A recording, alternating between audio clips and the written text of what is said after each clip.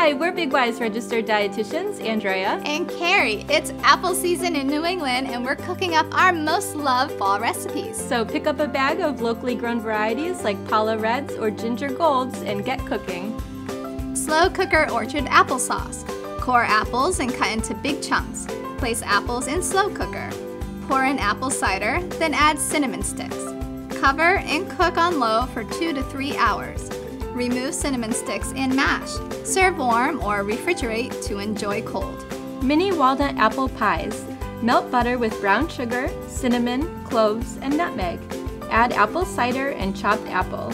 Cook until apples become soft, stirring frequently. Stir in walnuts and spoon mixtures into phyllo shells. Bake, then cool and serve. For these recipes and more, visit BigY.com.